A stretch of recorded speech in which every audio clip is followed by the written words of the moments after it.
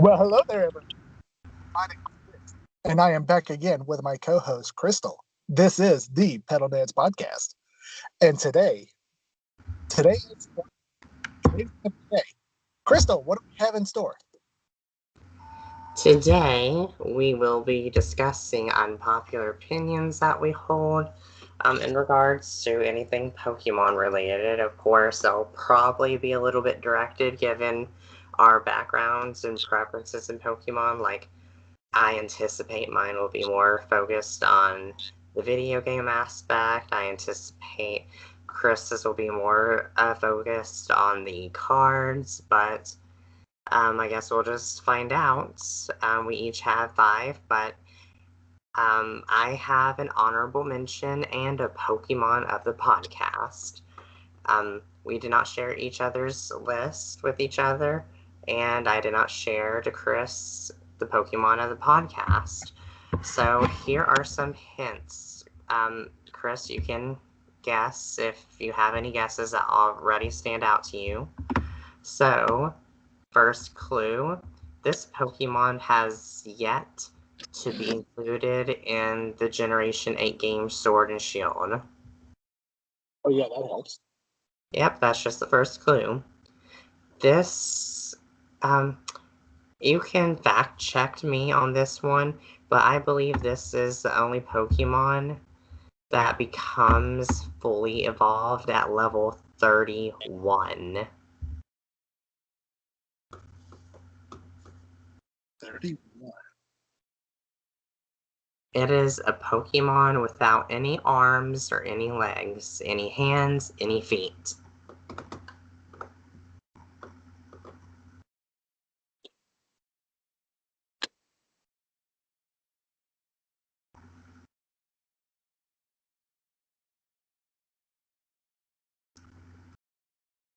Okay, so I guess it's time for more narrowed clues.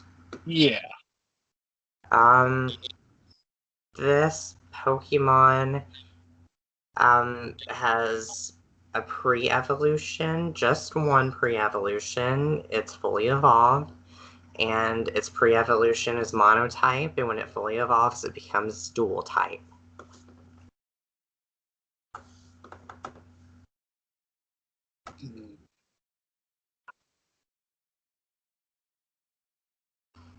When I was playing the games in which I first encountered this Pokemon, I encountered it in the wild in its first form by head-butting trees. Pineco! Oh, Fortress. Yep, that is our Pokemon of the podcast, Fortress. Nice, and that's actually one of my favorite Gen 2 Pokemon, so nice. It's actually a Pokemon I've yet to use, unfortunately, but Just do not use it in the original games. I'm guessing it kind of sucks back then. Well, considering the only bug-type move it can learn is the Hidden Power Bug. Yeah, and then it probably does not know any Steel-type moves as well back then. I don't think so. I'd have Yeah. to check, but I'm not sure. I want to say so, so it's just there just to be there. Well, at least it made an impression while it was there, while it was just happy to be there. Oh yeah, but now it's more practical. But without further ado, I guess I can talk about my honorable mention of an unpopular opinion. This is an unpopular opinion because it's more arguably just experience and not so much of an opinion. But people have opinions based off of experience, like Whitney. A lot of people, yours, including yours truly, believe Whitney was a hard gym leader. Very difficult. And an honorable mention is in Pokemon Emerald, I believe Tate and Liza were too hard of gym leaders for my first playthrough. I got absolutely creamed by them. And I will admit that, because usually people don't say that about other gym leaders other than Whitney and Claire. I'm pretty sure that a bunch of people who played the Gen 3 games got their butts handed to them by Tate and Liza, and they don't want to admit it. Oh, really? You did too? Yes. You know what? That makes me feel so much better. Like, I had to go out of my way to catch a Sharpedo to beat them. In the newer games, they're not as hard. Is it because they're not as hard or because we're older and we've experienced the games more? I'm not Yeah. sure. Yes, both. Okay. Wait, yes, what? I said yes, both. Okay. And yeah, and I guess without further ado, we can go into our list of five. Do you want to start off with your number five, or do you want me? I can start out. That's fine. Oh, okay. Without further ado, you take the lead. All right, my number five is Gen 5 Pokemon such as Garbodor and Vanillix line. They don't deserve the hate that they get. Yes, I get it. They're based on ice cream cones, trash bags, but I mean, they're not the worst designs ever made. And I get sick of this whole thing about Pokemon running out of ideas whenever bad ideas have been around for the beginning. A Torb. Voltorb, Pokeball, what's it evolve into? Upside down Pokeball. And it didn't even evolve into a Great Ball, and then Final Evolution Ultra Ball. Okay, we got Grimer. It's a pile of sludge. What did it evolve into? A bigger pile of sludge. Oh, and don't Oh, even get me started on the Diglett to Dugtrio and Magnemite to Magneton. right. And um, execute. Eggs evolves into a flipping coconut tree. And it's not even just Gen 1. It's Gen 2 as well, and Gen 3 and it's all gens that have bad design. And I can respect that unpopular opinion. I can defend the Vanillix line, but I can't really defend the Garbodor line. But that's just me. But I guess without further ado, here's my number five. Um, this is number five just because it's not super unpopular, but I believe Pokemon Fusion should have really taken off in some shape or form because you have Kyurem Black, Kyurem White, and then you have the Necrozmas. It's they're really cool and great designs and concepts. I really wish that has been more widely available to, smaller Pokemon, non-legendaries. And it doesn't even have to be pure fusion, like breeding fusion, like when you put the genetics of, um, like Flabébé with a grass type Pokemon, it comes out looking like an actual like Flabébé but actually has the grass type or something. That's just an idea, like breeding fusion. It has a lot of potential. Huh, that's actually really interesting. That's really cool, actually. I like that. Okay, well, thank you. But Um, yeah, that's my number five. the whole fusion thing kind of lost me at first, but it kind of grew on me over time, for the most part, at least. But yeah, definitely, I do like that number five. Thank you. Okay, so my number four, Yep. Clefairy would have been a better partner Pokemon for Ash than Pikachu. Ooh, a loaded opinion. Why do I think this? Well, obviously, honestly, I just think they could have done more with Clefairy than they could with Pikachu. There could have been some funny shtick going on where because Clefairy's pink, it could have been a male, and there could have been a lot of comedy hijinks with that. The fact that Clefairy can learn, um, Crystal, help me out here. What's the move? Metronome. I was about to say, Metronome's probably the one thing that I would argue against your opinion just because Togepi had that shtick. Yeah, but Togepi was never slated to be Ash's partner Pokemon. And I guess they could have rolled Togepi out of the anime if Clefairy were in the picture.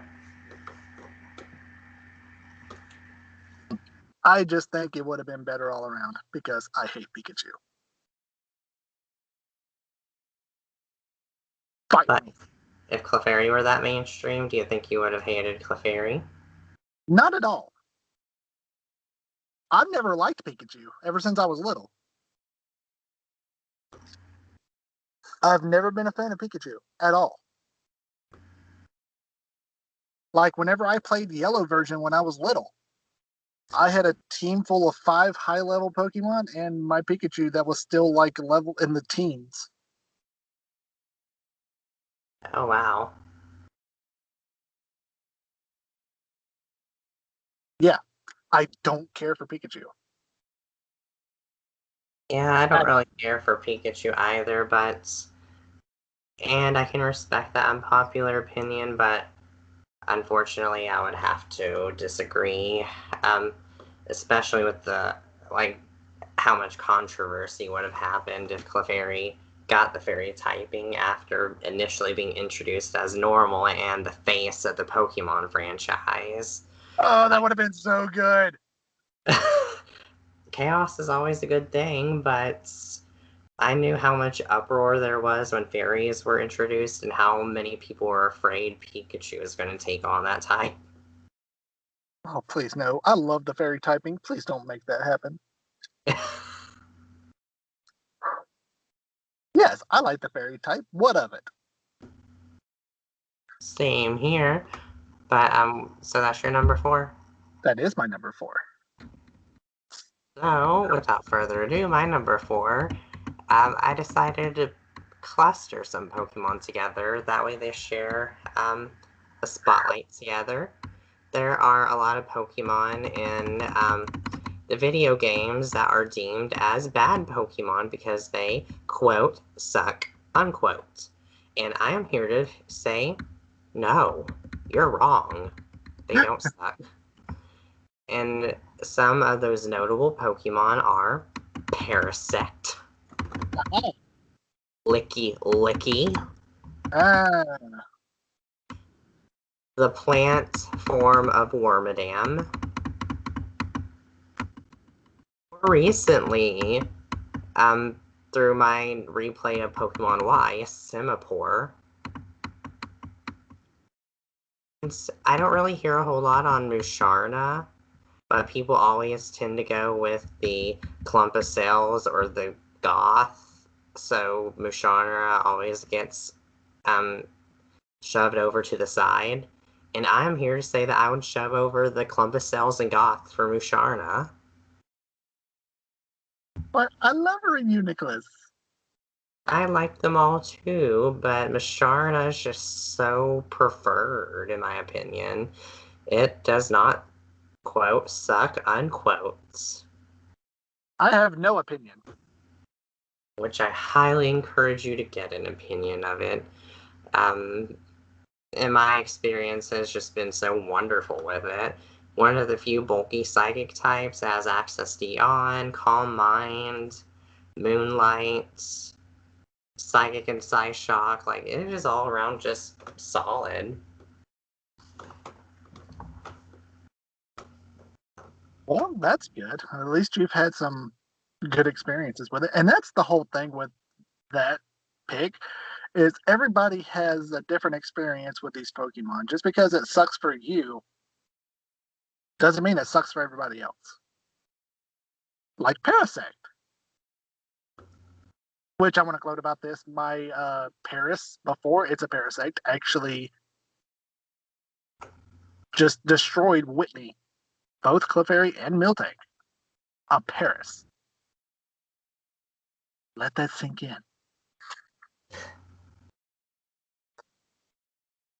All right, enough sinking in. Yep. So I guess you're number 3. And I know you're not going to agree with this one, Crystal. Oh no, this is going to be an anti-Greninja one. Continue. Gen 3, Gen 3 is the worst gen in my opinion. Ouch. Too This much is, water. huh? Hashtag too much water. 7.8 out of 10, too much water. I just never enjoyed it, whether it was the original or the remake. I played it because it was a Pokemon game, but I was just really underwhelmed with the whole thing. I mean, yes, it gave us the greatness that is Mudkip. What was that? That was me trying to hold back my hurling.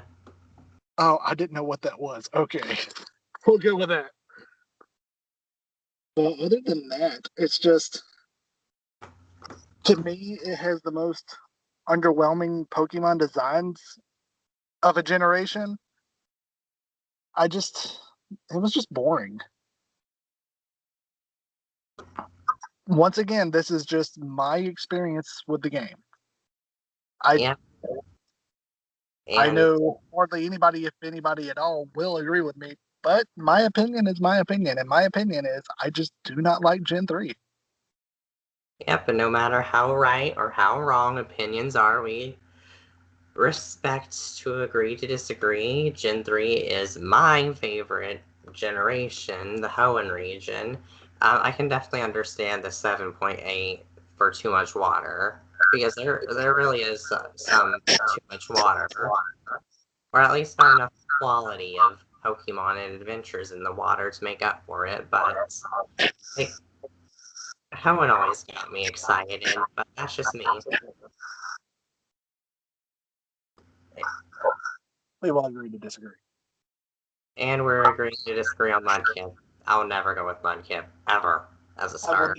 I will never go with Trico. Good thing Torchic's my favorite, so my heart still holds. But, Point Torchic. Point Torchic. ouch. But, anywho, I guess I'll go with my number 3. This is very, very, very, very exclusive to the video games, of course, but, a lot of people were upset that Dark Void got nerfed. I'm here to say it got what it deserved. Like, do you know how cowardly Dark Void has been in competitive play? Darkrai is always banned, but no, you have Smeargle with Dark Void in competitive play. I'm here to say Dark Void is a coward's way of playing. I mean, it works, don't get me wrong. It works, but It's really, cheap. it is cheap. Just Dark Void, Mind Reader, and Sheer Cold.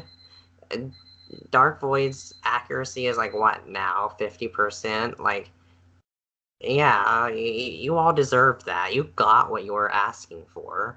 If you all didn't do that as often, it probably wouldn't have been nerfed. So this number 3 for me is more like a middle finger, honestly. Yourselves to blame. Yep. Honestly, I don't really have an opinion because you know that I haven't done much in the way of competitive Pokemon VGC, so that's your cup of tea. Oh, and it's a huge cup. Dark Void is for cowards. All right, shots fired. Yep. All right, so we're going to be going to my number 2.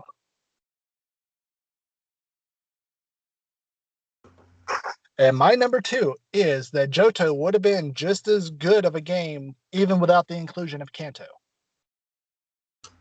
I can respect and understand that opinion. Everybody always talks about how Johto's good, but one thing they always list is because of the fact that it includes Kanto.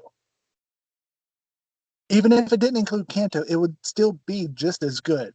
It introduced new things like the baby mechanic, Pokemon breeding. You had the bug catching contest. There was so much to do in Johto, and there's so much that they could have done. So much more that they could have done in place of Kanto. Just because it has Kanto, that's not the reason it's a good game. Oh It's a yeah, good game because it's a good game. Just as simple as that. like they still would have included Mount Silver. That was in the Johto region. Of course, they would need to develop a new story of how you can work your way to get to Mount Silver. And of course, in the remakes, they included some additional adventures. And speaking of bug catching contests, as of right now, today is Tuesday, so go into the Johto region and catch your bugs. And I just want to make this clear. Gen 2 Lance is way better than Gen 1 Lance. Agreed. Why? Because, for one, he actually does anything before you even make it to the flipping Elite Four. And then, two, he wasn't already beaten and lost his title by the time you made it to him. And three, personally, I've had more difficulties with him in the Johto version than the Kanto version of battling him. Agreed. Agreed 100%.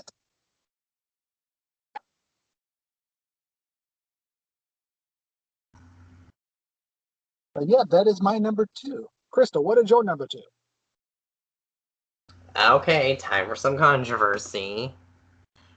Under most circumstances, hacking is okay.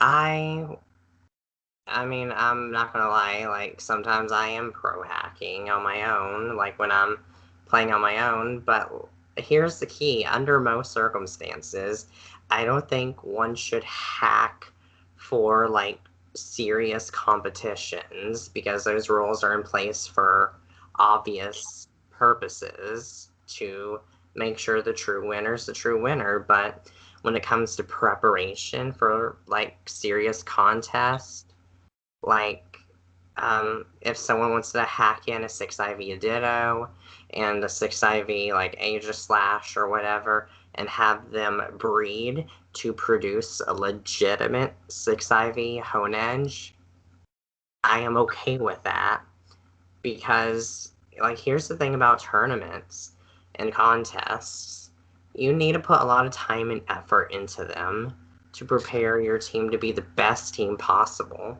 A lot of people don't have that same free time. I know a lot of people that want to do those competitions and contests and work 2+ jobs, 60+ hours a week, and there's some people that maybe work one part-time job 18 hours a week that commit to these same competitions, and it's just unfairly balanced how some people's life can interfere with their ability to perform well in contests. So I think if they're allowed to hack like handy tools to help them out, get their team prepared, like I think that should be acceptable and not really taboo. And some people like to play walkthroughs with a few hackmons here and there. Just embrace their freedom. They want to do something that's fun for them. Just let them do that. It doesn't really interfere with you, and it just makes more. It gives the game more dynamics to them. And of course, I'm speaking for myself as well. I'm going to be so judged, but I don't care. Okay, fair enough. For personal playthroughs, I think that's fine. For what you were talking about breeding for tournament legal Pokemon, I think that's fine. But yeah, using them for in tournament play, I don't agree with. I've never hacked at all, ever. I don't know how to hack.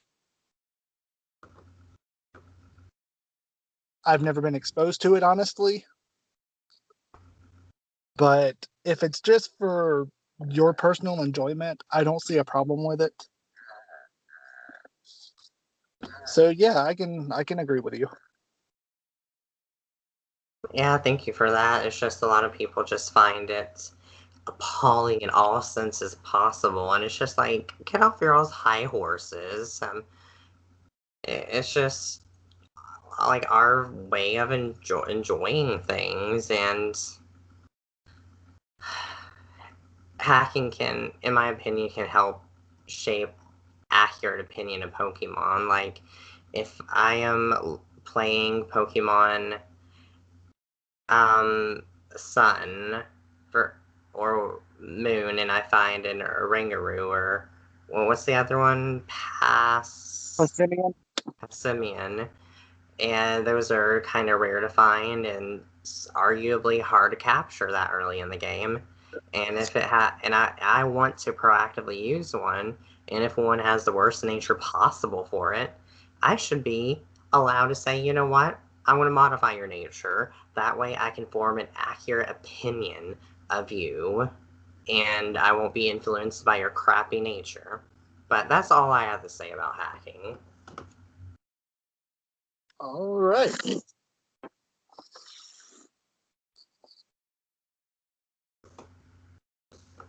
Shall we move on? Whenever you're ready. All right, Crystal, you should have known this was coming. Oh, Greninja. No, it has nothing to do with Greninja. Oh, thank God. My number one unpopular opinion is the Pokemon TCG is a more enjoyable experience than the video games. This one is definitely based on personal bias and experience. For one, yeah, the game has changed. The TCG has changed. Like the game has, they've both changed and gotten more complicated and new mechanics here and there, um, just new things added. And the thing is, even though they have both adapted with the times, the TCG has not started holding people's hand. If anything, the TCG has gotten worse when it comes to competitive. And I don't mean competitive as in tournament. I'm just talking about like actually playing. It's just so much more fun. And I don't like playing the newer video games for obvious reasons. But it's not it's whenever you get a new set from the newest Pokemon game, whenever you get Sword and Shield cards, there's nothing there to hold your hand to play the TCG as opposed to the video game. And just like you choose your party in a game, you choose all the cards that you want in your 60 card deck. And there's so many different strategies based on what deck you're using, what deck your opponent is using, what you have in your prize cards, what you can use to get out of your discard. Just there's so many possibilities, so many ways you can use a single deck against a single opponent. It's just more fun to me. And this is coming from somebody who only started playing back in 2016. And I know things have gotten weird with the Pokemon card craze lately when it comes to people like Logan Paul and Stevie Aoki and a bunch of big YouTubers who are and scalpers who are taking everything, opening everything up. And it makes it hard for people to find cards like me who actually want to open to actually play the game.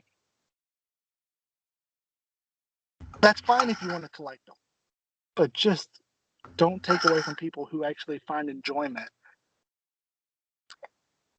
Oh, from yeah. actually playing the game. And for me personally, it's something that helps because I suffer from really bad anxiety and really bad depression, as you know, Crystal. And it's something that actually helps me through those troubling times. It's something that takes my mind off of it. It's my escape. That's something that the video games, when I was younger, they did, but now, no, it's just the TCG. And being able to build your own deck, compete in the tournament, get wins. I mean, that's just so much more rewarding than it is in the video game, at least to me. Oh, yeah, that is a very respectable, like, opinion. Of course, I'm not on the same side of that opinion, but especially like an escape, something that is therapeutic that really helps. For me, a lot of what helps escape Pokemon games and cats. Cats have been really helpful for me, but that's just me and irrelevant to the podcast, so I won't really go into cats. Yeah, we'll But be here for a while. yeah, but um, but yeah, that is a good number one. Um, Thank you for sharing. Thank you for listening. But yeah, I can discuss my number one as well if you'd like. Let's do it. Drum roll, please. Okay, so Took a drum roll, but whatever. yeah. Well, I heard your drum roll. Thank That's you. what counts. But so of course I'm more into the video games, and most of mine have been exclusive to video games. This number one's not. It is not video game related at all. What they twist? Hmm? I said, what they twist? Yep, that's the twist. But everyone in the anime world, like, well, not everyone, a lot of people in the anime world like to ship characters together with Ash. Some people are a lot. The biggest groups of people that want to ship um, characters to Ash are Team Misty, Team May, and Team Serena. Those are the biggest shipping teams. Occasionally, you see Dawn team. Well, no, actually, maybe Dawn's more popular than May. Yeah, I take May back. Yeah, those are the three biggest like shipping teams I see all over the interweb. And I am here to say I used to be Team Serena for the longest time. I think Ash and Serena would have been the best shipment, but I believe Ash is best shipped off with Go.